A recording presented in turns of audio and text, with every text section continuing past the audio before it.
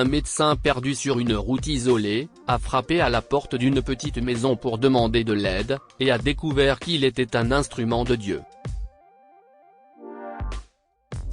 Les yeux de Senody Carpenter se sont remplis de larmes en écoutant son médecin. « Ma chère », a-t-il dit doucement, « il n'y a rien de plus que nous puissions faire pour Jimmy ici. Vous devez l'emmener chez un spécialiste. Je peux vous recommander 3 médecins, ce sont les seuls dans le pays qui pourraient l'aider. Mais vous devrez emmener Jimmy chez eux. Boston, New York, ou Atlanta. Mais Senody a secoué la tête. Je ne peux pas faire ça, docteur. Ma mère est dans une mauvaise passe et je n'ai pas d'argent. Dieu devra envoyer le spécialiste à Jimmy. Le médecin de Senody a tristement secoué la tête. Sans spécialiste, il n'y a aucun espoir pour Jimmy. Le docteur Desmond Morris n'arrivait pas à y croire. En ce moment, il devrait être en train de se détendre dans son hôtel de New York, en train de siroter un verre et de discuter avec certains de ses collègues, et non pas coincé dans l'aéroport d'un bled paumé au milieu de nulle part. Desmond avait quitté Los Angeles où il passait des vacances avec sa famille, pour assister à une cérémonie spéciale à New York où il devait être le conférencier invité. En effet, il devait recevoir un prix pour ses réalisations dans le domaine de la recherche pédiatrique, mais quelque chose a radicalement mal tourné. À mi-chemin vers New York, l'avion a eu des problèmes de moteur et a été contraint d'effectuer un atterrissage d'urgence sur un petit aéroport. Le capitaine et l'équipage se sont excusés et ont promis qu'un avion les emmènerait à New York le lendemain. En attendant, les passagers devaient être logés dans un motel local, à 2 par chambre. Desmond avait jeté un coup d'œil au motel et était retourné à l'aéroport où il avait loué une voiture. Il avait prévu de faire les 4 heures de route jusqu'à la ville moyenne la plus proche et de prendre un vol court pour New York. Il n'allait pas manquer sa propre cérémonie de remise de prix. La voiture que la société de location a donnée à Desmond n'était pas exactement une berline de luxe, mais elle devrait faire l'affaire. Alors qu'il montait, l'homme qui lui avait loué la voiture lui a dit « Écoutez, monsieur, si j'étais vous, j'attendrais. Il y a du mauvais temps qui arrive. » Desmond a regardé le ciel bleu clair et a souri. « Je suis sûr que ça va aller », a-t-il dit d'un ton désinvolte, et il a démarré.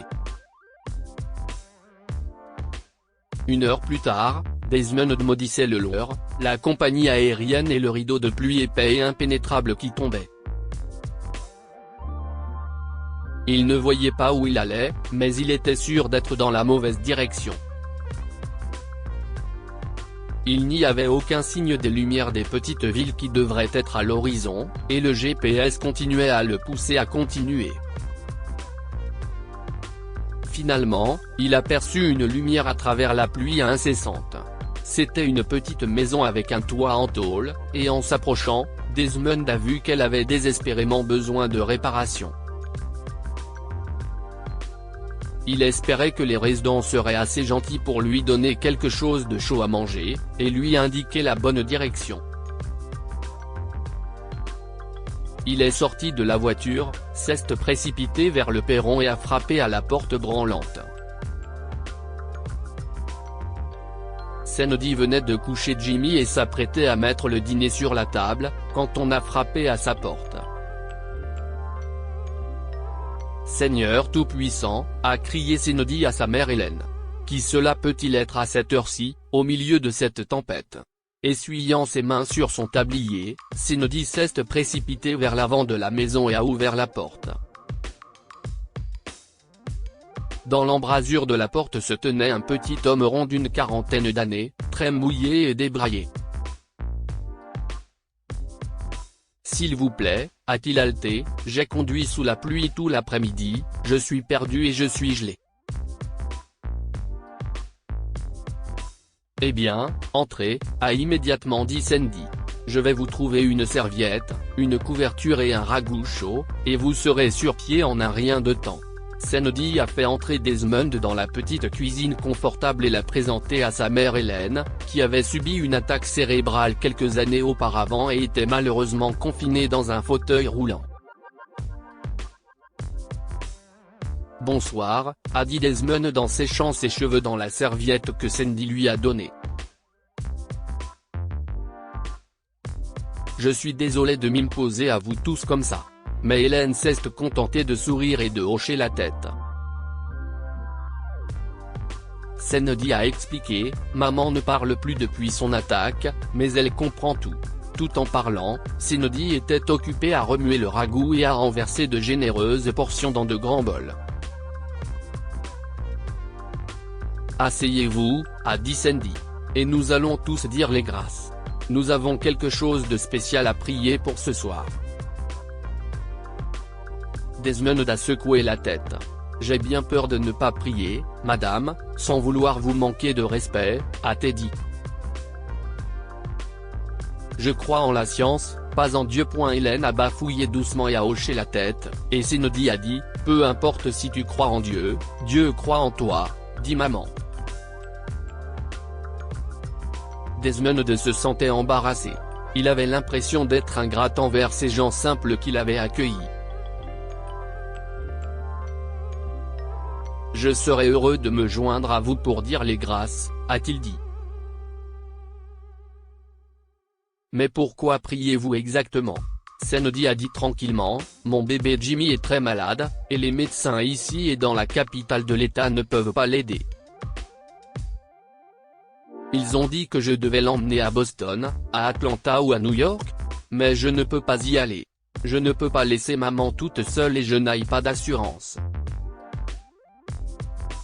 Je n'ai pas les moyens de payer le voyage, les hôtels ou quoi que ce soit d'autre. Alors j'ai prié Dieu de m'envoyer le spécialiste dont mon Jimmy a besoin. Desmond a caché un sourire. Ici, à la maison? A-t-il demandé. Eh bien, le Seigneur sait où se trouve ce médecin, et il sait où se trouve Jimmy, alors je pense que si est parfait, a dit Sandy. Desmond était sur le point de rire quand une étrange pensée lui vint. Qu'est-ce ce qui ne va pas avec votre bébé? Quel médecin deviez-vous voir? Mon Jimmy est né avec un dysfonctionnement du foie. Je ne comprends pas comment il fonctionne exactement, mais je l'ai écrit. A dit Sandy en prenant un papier dans le tiroir. Desmond a lu le diagnostic et il est devenu pâle. Vous souvenez-vous du nom des spécialistes que votre médecin vous a recommandé? A-t-il demandé à voix basse. En effet, a dit Sandy, c'était le docteur Terence Farrow, le docteur Kayla Shepherd, et le docteur Desmond Morris. À la surprise de Sandy, Desmond s'est levé, des larmes coulant sur son visage.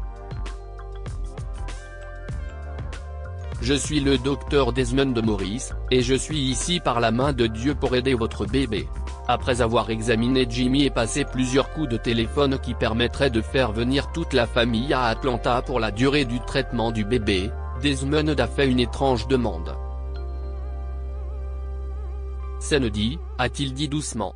Veux-tu m'apprendre à prier? Il n'y a rien à faire, a-t-elle dit doucement. Tu dois juste ouvrir ton cœur et parler à Dieu. Si est tout.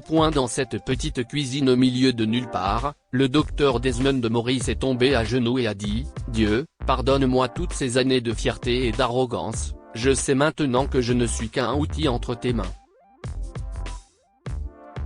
Utilise-moi comme tu veux. Que pouvons-nous apprendre de cette histoire?